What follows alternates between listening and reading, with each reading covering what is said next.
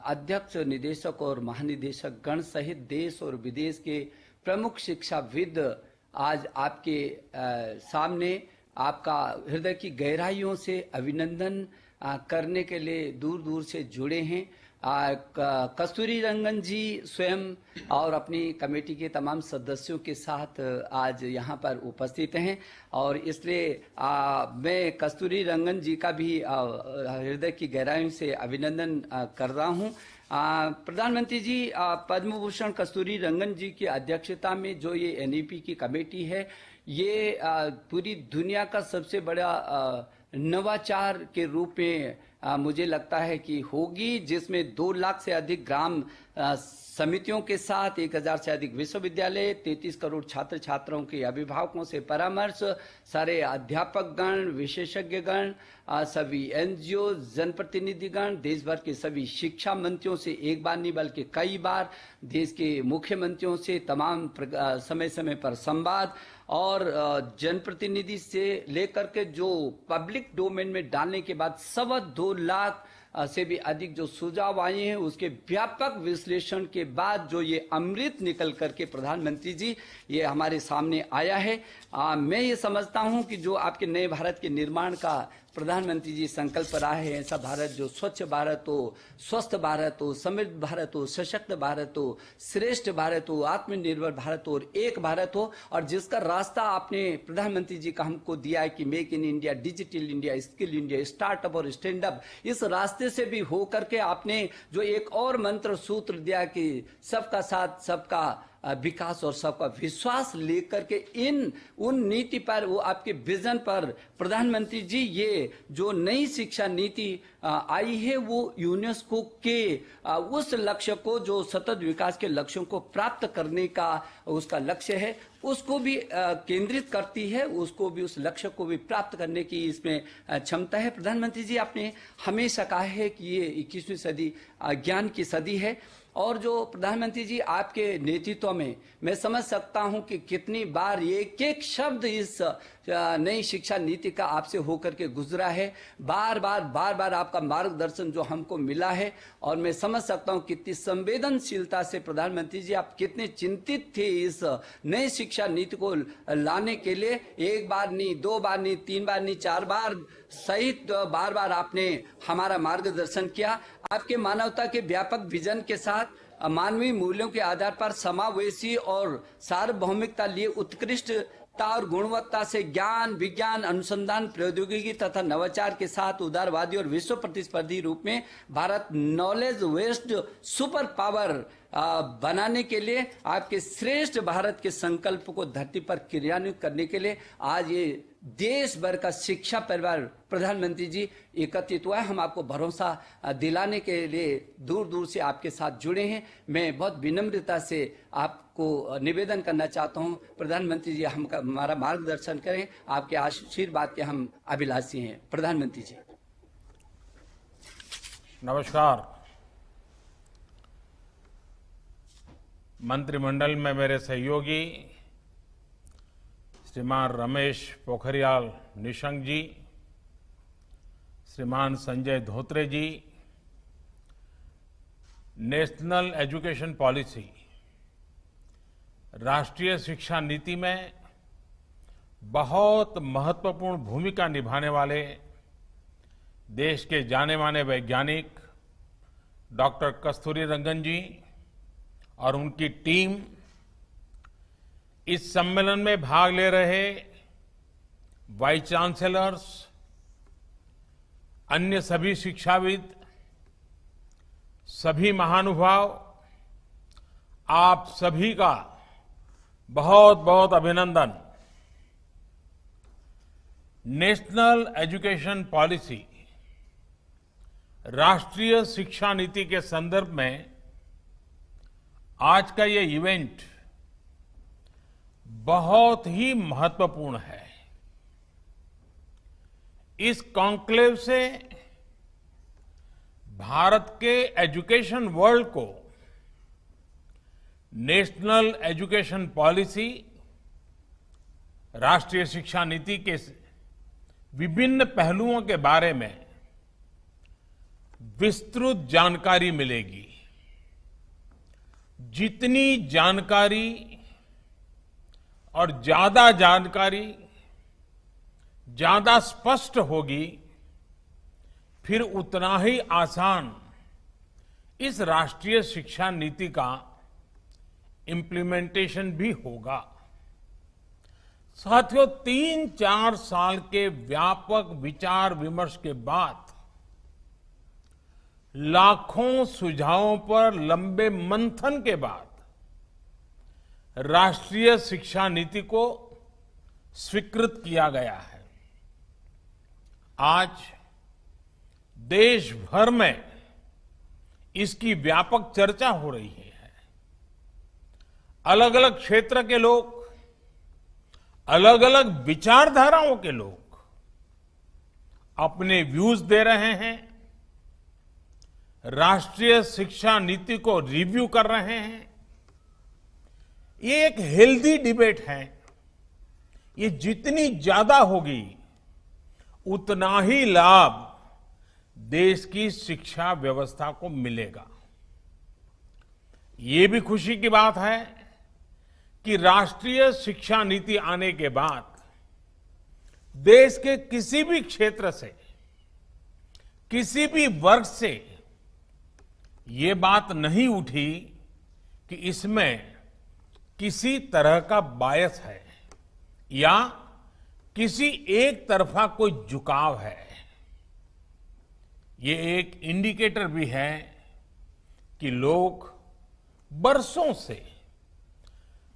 से चली आ रही एजुकेशन सिस्टम में जो बदलाव चाहते थे, वो उन्हें देखने को मिले हैं। वैसे कुछ लोगों के मन में ये सवाल आना बहुत स्वाभाविक है कि इतना बड़ा रिफॉर्म कागज पर तो कर दिया, लेकिन इसे जमीन पर कैसे उतारा जाएगा? यानी अब सबकी निगाहें इसके इम्प्लीमेंटेशन की तरफ है। इस चैलेंज को देखते हुए व्यवस्थाओं को बनाने में जहां कहीं कुछ सुधार की आवश्यकता है, वह हमें सबको मिलकर के करना है और करना ही है। आप सभी राष्ट्रीय शिक्षा नीति के इम्प्लीमेंटेशन में और उस काम में सीधे तौर पर जुड़े हैं और इसलिए आप सबकी भूमिका बहुत ज्यादा है, बहुत अहम है। जहां तक पॉलिटिकल विल की बात है, मैं पूरी तरह कमिटेड हूं, मैं पूरी तरह आपके साथ हूं। साथियों, हर देश अपनी शिक्षा व्यवस्था को अपनी नेशनल वैल्यूज के साथ जोड़ते हुए अपने नेशनल गोल्स के अनुसार रिफॉर्म्स करते हुए आगे बढ़ता है। मकसद ये होता है कि देश का एजुकेशन सिस्टम अपनी वर्तमान और आने वाली पीढ़ियों को फ्यूचर रेडी रखे, फ्यूचर रेडी करें। भारत की नेशनल एजुकेशन पॉलिसी, राष्ट्रीय शिक्षा नीति का आधार भी यही सोच है। राष्ट्रीय शिक्षा नीति 21वीं सदी के भारत की, नए भारत की फाउंडेशन तैयार करने वाली है। 21वीं सदी के भारत को हमारे युवाओं और हमारे युवाओं को जिस तरह की एजुकेशन की जरूरत है, जैसी स्किल्स चाहिए, राष्ट्रीय शिक्षा नीति पर इन बातों पर विशेष फोकस है। भारत को ताकतवर बनाने के लिए, विकास की नई ऊंचाई पर पहुंचाने के लिए भारत के नागरिकों को और सशक्त करने के लिए उन्हें ज्यादा से ज्यादा अवसरों के उपयुक्त बनाने के लिए इस एजुकेशन पॉलिसी में खास जोर दिया गया है। जब भारत का स्टूडेंट, चाहे वो नर्सरी में हो या फिर कॉलेज में साइंटिफिक तरीके से पढ़ेगा, तेजी से बदलते हुए समय और तेजी से बदलती जरूरतों के हिसाब से पढ़ेगा, तो वो नेशन बिल्डिंग में कंस्ट्रक्टिव भूमिका निभा पाएगा। साथियों, बीते अनेक वर्षों से हमारे एजुकेशन सिस्टम में बड़े बदलाव नहीं हुए थे। परिणाम ये हुआ कि हमारे समाज में क्यूरियोसिटी और इमेजिनेशन की वैल्यूज को प्रमोट करने के बजाय भेड़ चाल को ही प्रोत्साहन मिलने लगा था। कभी डॉक्टर बनने के लिए होड़ लगी, कभी इंजीनियर बनाने की होड़ लगी, कभी वकील बनाने की होड़ लगी। इंटरेस्ट, एबिलिटी और डिमांड की मैपिंग किए बिना होड़ लगाने की प्रवृत्ति से एजुकेशन को बाहर निकालना जरूरी था। हमारे स्टूडेंट्स में, हमारे युवाओं में क्रिटिकल थिंकिंग और इनोवेटिव थिंकिंग विकसित कैसे हो सकती है, जब तक हमारी शिक्षा में पैशन ना हो, फिलॉसॉफी ऑफ एजुकेशन ना हो, पर्पज ऑफ एजुकेशन ना हो। साथियों, आज गुरुवर रविंद्रनाथ ठाकुर की पुण्यतिथि भी है। वो कहते थे, उच्चतम शिक्षा वो है जो हमें सिर्फ जानकारी नहीं देती, बल्कि हमारे जीवन को समस्त अस्तित्व के साथ सद्भाव में लाती है। निश्चित तौर पर राष्ट्रीय शिक्षा नीति का बृहद लक्ष्य इसी से जुड़ा है। इसके लिए टुकड़ों में सोचने के बजाय एक होलिस्टिक अप्रोच की जरूरत थी, जिसको सामने रखने में राष्ट्रीय शिक्षा नीति सफल रही है। साथियों, आज जब राष्ट्रीय शिक्षा नीति मूर्त रूप ले चुकी है, तो मैं उस समय और सवालों की भी चर्चा आपसे करना चाहता हूं, जो हमारे सामने शुरुआती दिनों में आए थे। उस समय जो दो सबसे बड़े सवाल थे, वो यही थे कि क्या हमारी शिक्षा व्यवस्था हमारे युवाओं को क्रिएटिव, क्यूरियोसिटी और कमिटमेंट ड्रिवन लाइफ के लिए मोटिवेट करती है। आप लोग इस क्षेत्र में इतने वर्षों से हैं, आपने अपना जीवन शिक्षा के लिए खपा दिया है, समर्पित किया है। आप लोग इसका जवाब बेहतर जानते हैं। साथियों, हमारे सामने दूसरा सवाल था कि क्या हमारी शिक्षा व्यवस्था हमारे युवाओं को एम्पावर करती है, देश में एक एम्पावर्ड सोसाइटी के निर्माण में मदद करती है। आप सब इन सवालों से भी परिचित है और जवाबों से भी भली भांति परिचित है। साथियों, आज मुझे संतोष है कि भारत की नेशनल एजुकेशन पॉलिसी, राष्ट्रीय शिक्षा नीति को बनाते समय इन सवालों पर गंभीरता से काम किया गया। కన్స్ట్రక్షన్ రంగాలలో దశాబ్దపు అనుభవంతో కస్టమర్ల మరియు శ్రేయోభిలాషుల మన్ననలను నమ్మకాన్ని గెలుపొందిన సంస్థ విఆర్ఆర్ కన్స్ట్రక్షన్స్. నాణ్యతకు నమ్మకానికి మారుపేరు విఆర్ఆర్ కన్స్ట్రక్షన్స్.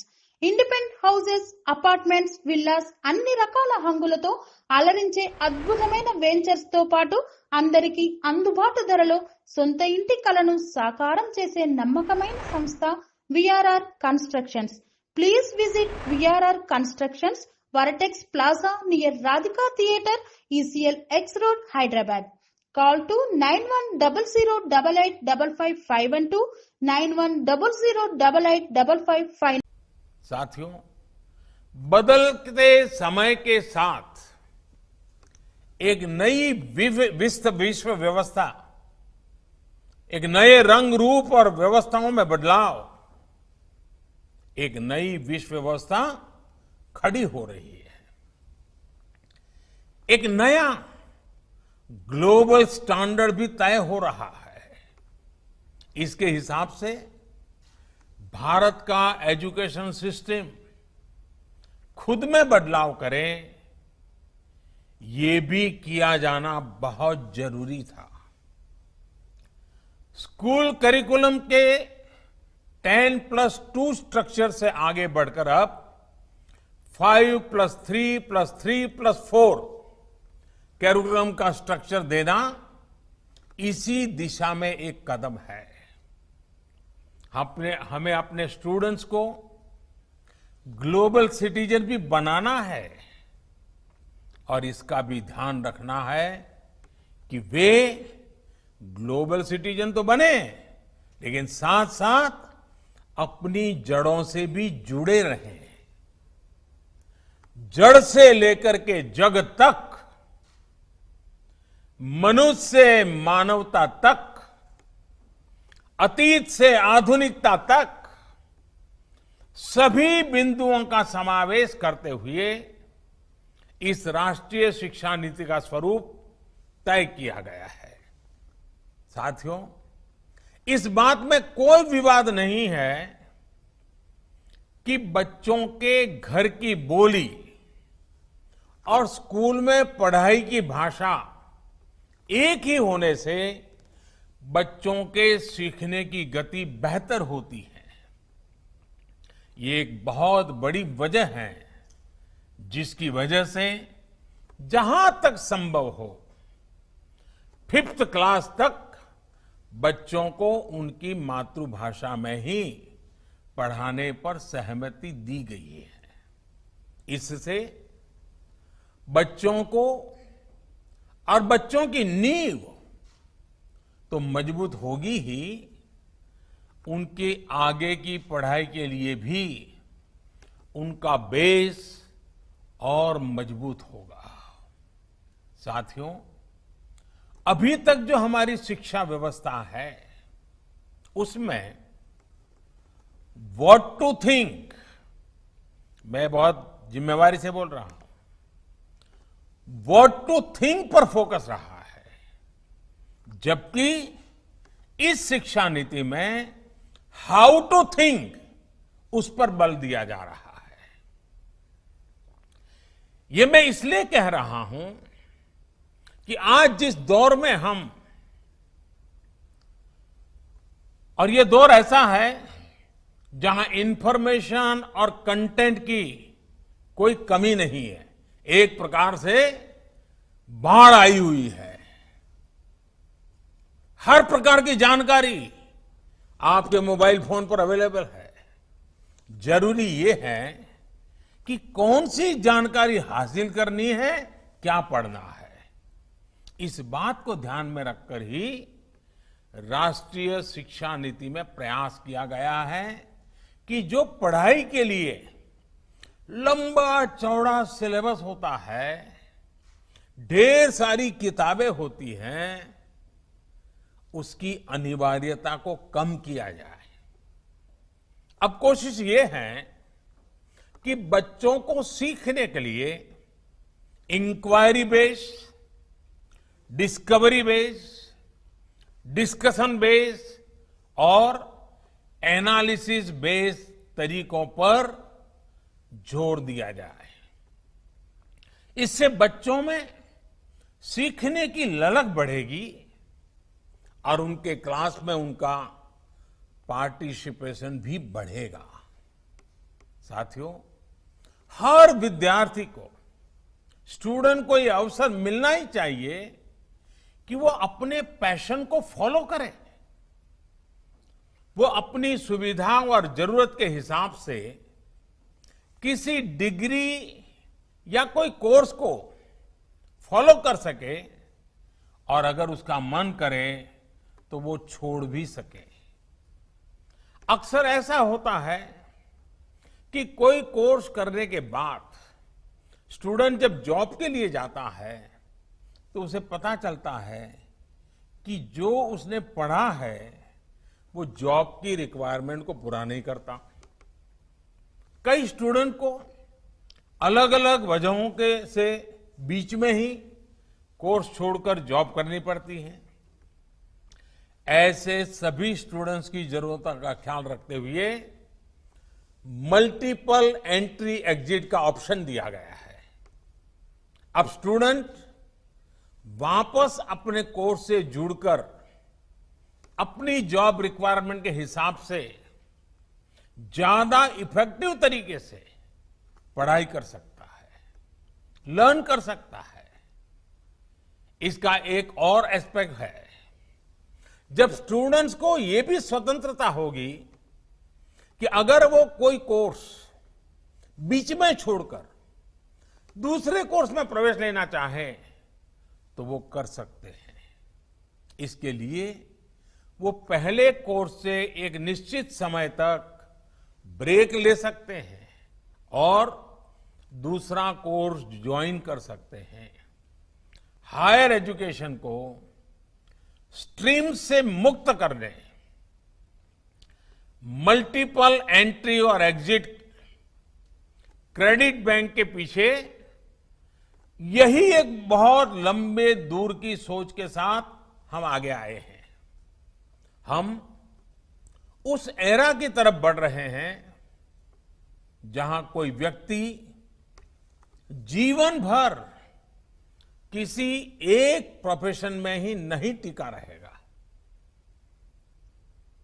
बदलाव निश्चित है, मान के चलिए, और इसके लिए उसे निरंतर खुद को रीस्किल और अपस्किल करते रहना ही होगा।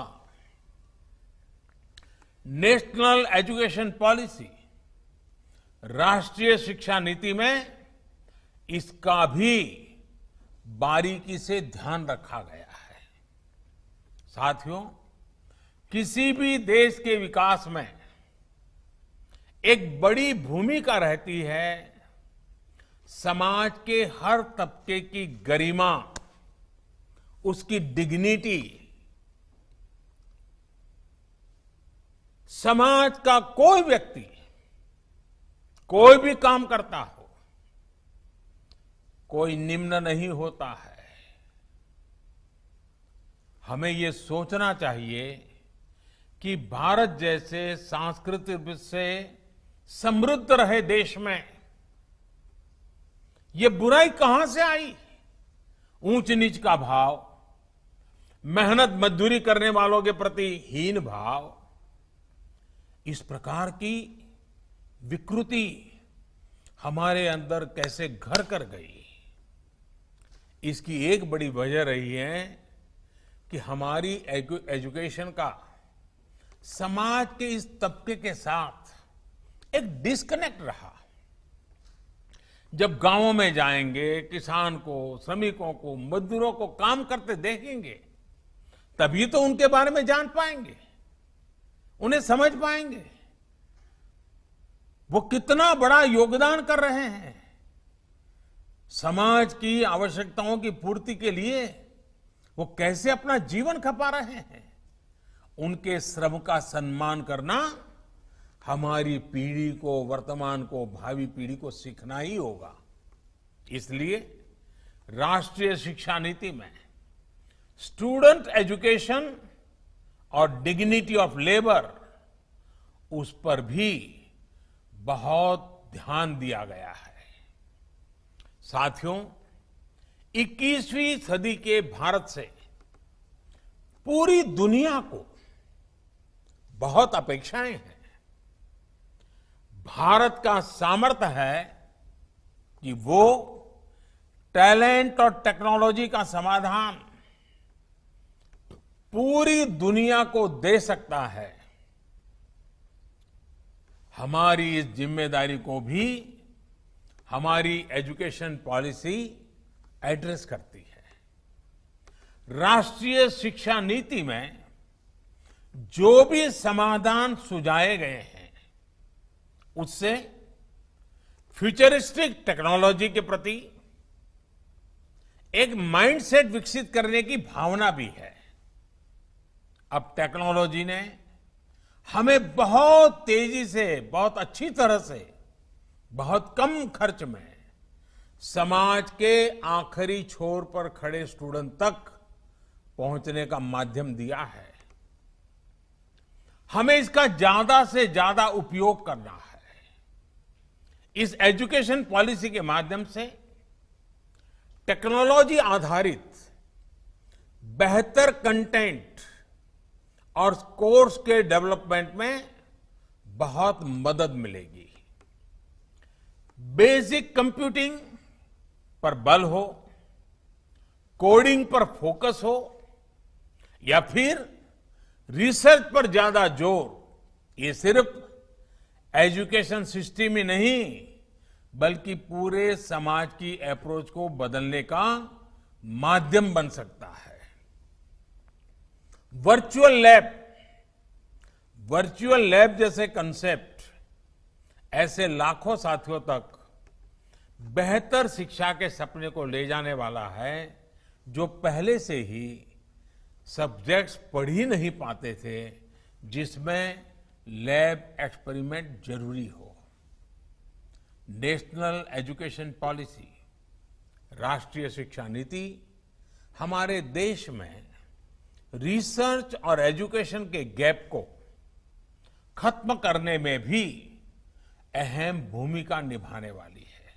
साथियों, जब इंस्टीट्यूशंस और इंफ्रास्ट्रक्चर में ये रिफॉर्म्स रिफ्लेक्ट होंगे, तभी राष्ट्रीय शिक्षा नीति को अधिक प्रभावी और त्वरित गति से इंप्लीमेंट किया जा सकेगा। आज समय की मांग है कि इनोवेशन और एडॉप्शन की जो वैल्यूज हम समाज में निर्मित करना चाहते हैं, वो खुद हमारे देश के इंस्टीट्यूशन से शुरू होनी चाहिए, और जिसका नेतृत्व आप सबके पास है। जब हम एजुकेशन और विशेष हायर एजुकेशन को एम्पावर्ड सोसाइटी के निर्माता के रूप में खड़ा करना चाहते हैं, तो इसके लिए हायर एजुकेशन इंस्टीट्यूशंस को भी एम्पावर करना जरूरी है। और मैं जानता हूं, जैसे ही इंस्टीट्यूशंस को एम्पावर करने की बात आती है, तो उसके साथ ही एक और शब्द चला आता है, और वो शब्द आप भली बात ही जानते हैं। वो शब्द क्या है? ऑटोनॉमी। ऑटोनॉमी। आप भी जानते हैं कि ऑटोनॉमी को लेकर हमारे यहां दो तरह के मत पूरे देश में प्रवर्तमान है।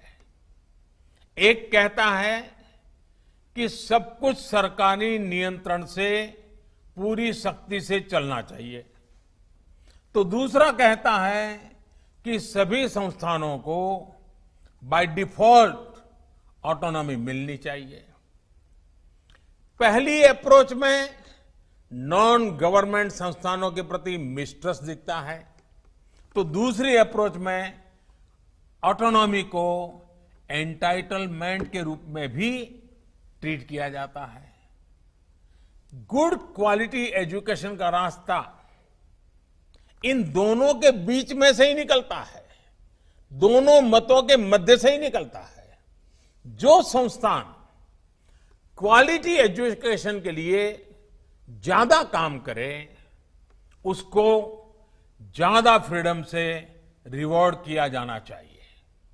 इससे क्वालिटी को एनकरेजमेंट मिलेगा और सबको ग्रो करने के लिए इंसेंटिव भी मिलेगा।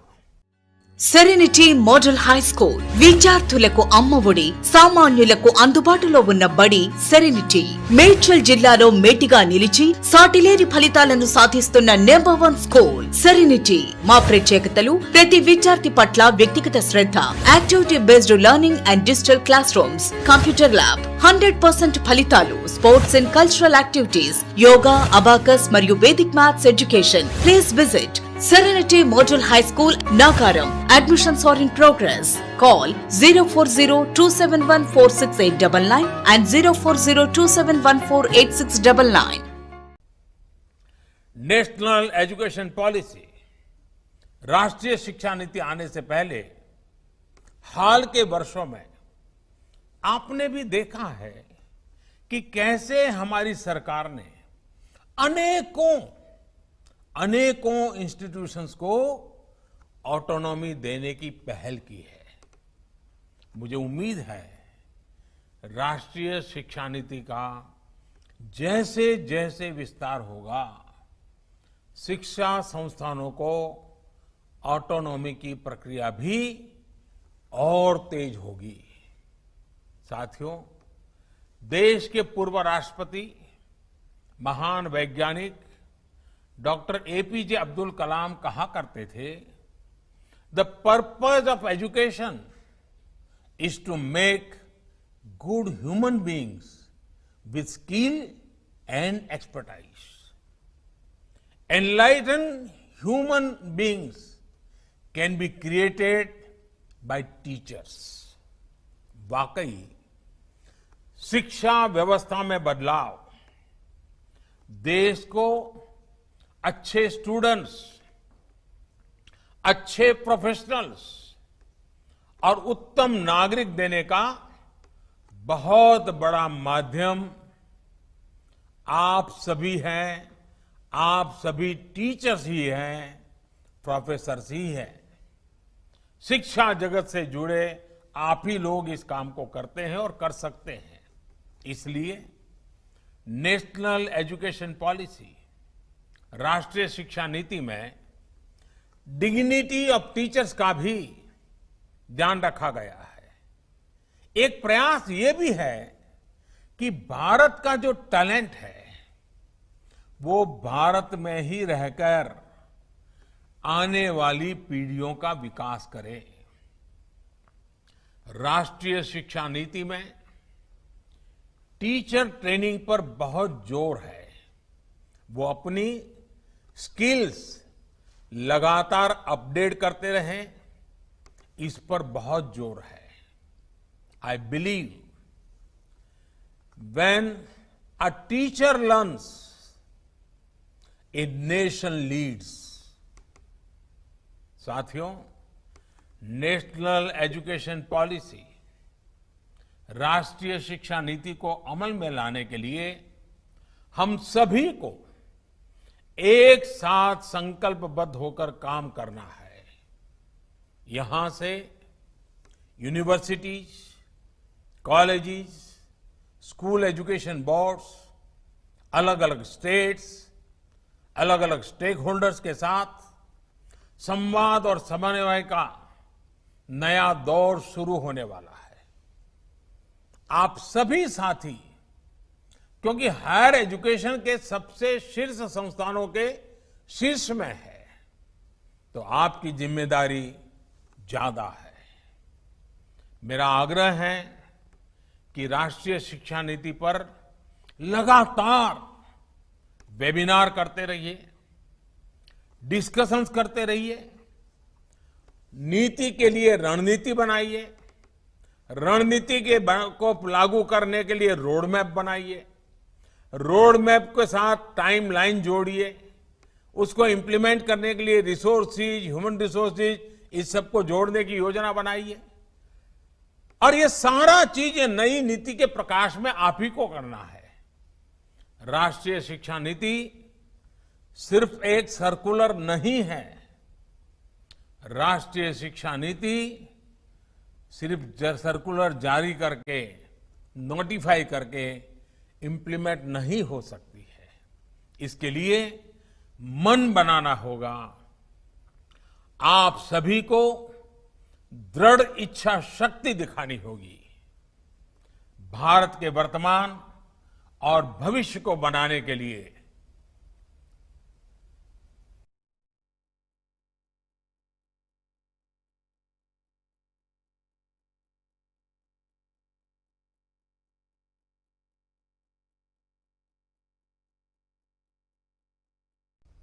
हमारे इन प्रयासों से पूरी शताब्दी को एक दिशा मिलने वाली है। और इसमें इस गौरवपूर्ण अध्याय में जुड़ने के लिए मैं आपको निमंत्रित देता हूं।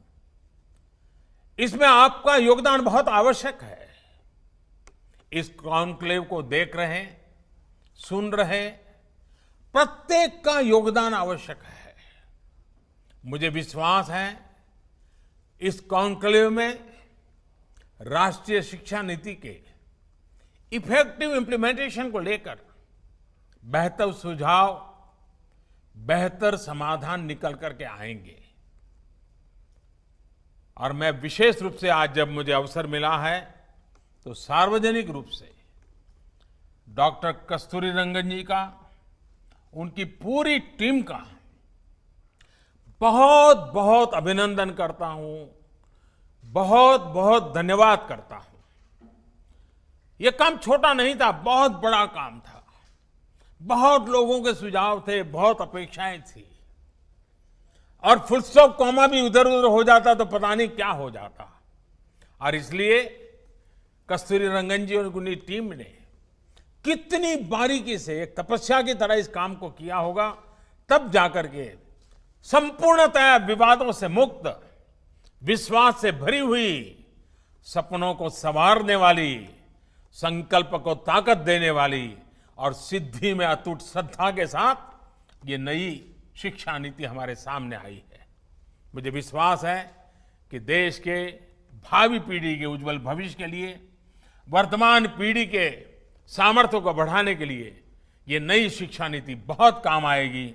मैं फिर एक बार शिक्षा जगत के आप सभी महानुभावों को प्रणाम करते हुए बहुत बहुत शुभकामनाएं देता हूं, बहुत बहुत आभार व्यक्त करता हूं।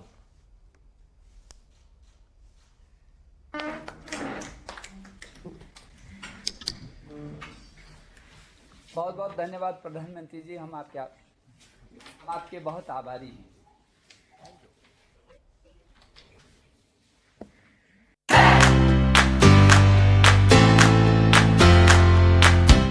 నాణ్యతకు నమ్మకానికి మారుపేరు Sai Mahendra traders wholesale and retail మరియు కిరాణా జనరల్ స్టోర్. మా వద్ద అన్ని రకాల నిత్యావసర సరుకులు సరసమైన ధరలకే లభించును. స్వచ్ఛమైన నాణ్యమైన బియ్యంతో పాటు అన్ని రకాల సరుకులు హోల్సేల్ ధరలకే రిటైల్ అమ్మకం. అనువైన ధరలలో నాణ్యమైన వస్తువుల కొరకు సంప్రదించండి. Sai Mahendra traders wholesale and retail మరియు కిరాణా జనరల్ స్టోర్. మా address Nagaram to Keesara main road, Rampally X road. Contact number 9247575485 మరియు 6300322583.